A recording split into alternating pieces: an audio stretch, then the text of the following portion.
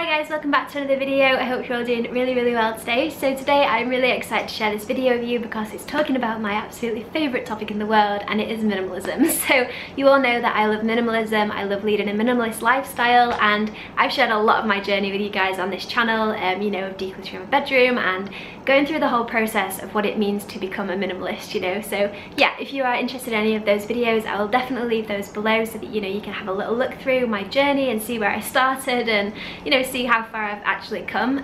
But today I want to talk about the difference between essentialism and minimalism. So essentialism might be a word that you've never actually come across in your life and you've never actually heard of, and it's something that I kind of came across recently, and it was after I got a comment on my YouTube channel from someone saying that I wasn't a minimalist, and I kind of went on a little bit of a rant to Dom about it, and through that rant I kind of realised what it meant to be a minimalist and how minimalism and essentialism are completely different things. So the definition of minimalism for me is to simplify without actually losing any quality. So it's removing the things that don't matter and leaving space for the things that do.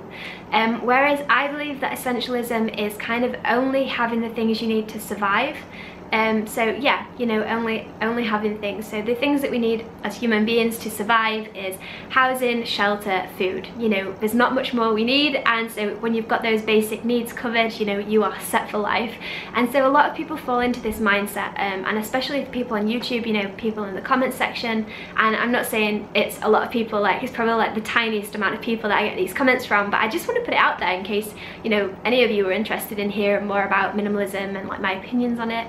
But I'm doing minimalism, and I've done my version of minimalism, and that is good enough for me, and I will never be an essentialist. Like, I will never only own what I need, because I love being cozy, I love being comfortable, I love having crystals, I love having essential oils. None of those things are essential for me to live. I don't need any of those things to exist. I just enjoy having them in my life. Like, they add so much value and so much joy, and that is what I need out of my life. And so removing everything else that doesn't matter, that was amazing, and that's exactly what I need. And I don't know if a lot of you can relate to this, but it's like when you start the minimalist journey, you always feel like it's never good enough. Like, you know, you do your hardest, you try your hardest, and you know, you declutter so much, and then you still look at your stuff and you're like, oh, how have I still got so far to go? Like, how have I still got so much stuff? And I think that the thing with it all is just to be proud of how far you've come. Like, it's such a journey and it's such a process, and you should never let anyone drag you down. You should never let anyone, like, you should never even let yourself like drag yourself down, because you just need to look at how far you've come all the time. Like, it's so hard to minimize sentimental belongings and just belongings in general. Like, we become so attached to these things and they become part of us and they become part of our lives, and you just have to remember that we are not our possessions. Like, we are not our possessions at all, not in the slightest, you know. When you think about essentialism, there are people in the world that live with only the basic needs covered. Like, they just exist. Think about monks. Like, they don't own anything. Like, they don't even like cook their own food. They just exist, and that's all they need, and they are happy, you know. They're surviving, you know. But I really want to thrive. I want to exist, and I want to enjoy my life, and I want to get benefits from it, and that is why I've chosen minimalism over essentialism. And I don't think there's anything wrong with being an essentialist at all. And I also want to cover in this like little part that I don't think labels matter. I don't think it matters at all. I think that you could be a merge of the two and it wouldn't matter in the slightest. I mentioned this in a past video about minimalism. I will link it below if you're interested, but I believe that labels are really important in this life, and you know, with social media and everything that we've got going, it's an amazing time in history to be able to connect with people from all over the planet. Like, I can talk to people from Africa, and I could talk to people in Australia and New Zealand before I even came to this side of the world, and now I've got solid friendships with people that I would never have even known before I arrived, which is crazy to even think about. And so I believe that, you know, having these labels and having these things that, you know, kind of merge groups together, so zero waste, veganism, minimalism, it's something we have in common. Like, it's an interest that we share. So to have that interest and to have a group of people all in one place that have that interest is such a good way of connecting with people. So I've said this before, but I don't think that labels should ever restrict you or limit you. I think that it should just like help you to build community and help you to reach out and help you to become a better person and to make friendships that you would never have made before. So yeah, that's my opinion on labels. And you know, this whole video is kind of about talking about two different labels in life, and I just think it's really important to understand that you are not the label. You are just striving to become more like the label that you know you've chosen. So if you want to become a vegan, you label yourself as a vegan so that you can find other vegans and you can kind of have this community of people that are like-minded and that share something in common with you and can maybe give you some advice and some helpful tips and stuff. So yeah, what you decide, you know, what you decide to label yourself as is completely down to yourself. Every single individual in the world probably has heaps of different labels that they kind of relate to and can resonate with, and it's completely your choice what you choose. So obviously watching this video, you guys have chosen minimalism, which is amazing, and I'm so thankful to have found such an amazing community on YouTube of people that are so like-minded and that enjoy minimalism. I cannot say that word. Minimalism. Okay, minimalism as much as me. Like, I am so proud of this community, and I'm so happy to see it's growing, and every single day there's more and more people coming, and it makes my soul happy. Like, you know, you all kind of get it. You all understand that, you know, having less stuff, buying less stuff, and having less stuff in your life can really, really help. It can lead to a more intentional life, and it also just removes the distractions, and it removes all of the complicated things in life, and it kind of just gives you less to choose from in a day, which is always a great thing. And I feel like this is where essentialism comes in. So I believe we start off on a minimalist journey, and you know, we start off at the beginning and we just go along the path. And I don't know about you guys, but sometimes it feels like I'm never good enough, like to myself at least. You know, you look around and you think, oh god, there's so much stuff I could get rid of still. Oh, how am I still not any further along? And you can compare yourself to people on the internet, which is something a lot of us do.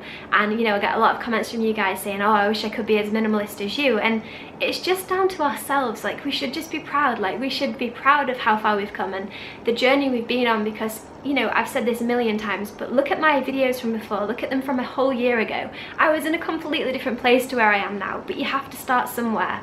At some point in life you decide, I am going to become a minimalist, I'm going to try and become a minimalist.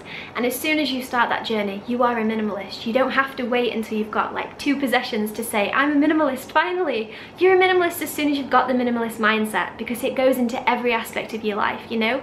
And so just be proud of yourself, be proud of where you've come from, be proud of where you're going, and make sure that you take the time to just check back in with yourself, you know? One thing that you could do is just take a picture of certain areas of your house, or you know, your garage or your car, and just check back with yourself in 6 months or a year, and you'll see that you've come so far. And that is the main thing, is to just be proud of that. And this is where essentialism comes in, because I believe that as a minimalist, as I said, it never feels good enough. So, you know, even for me at home, I think I decluttered my room like 3 or 4 times in the whole time I was home, and I was only home for a year, which is crazy. Like, every time I would do it, my mum would be like, how are you decluttering again? How have you got more stuff to get rid of?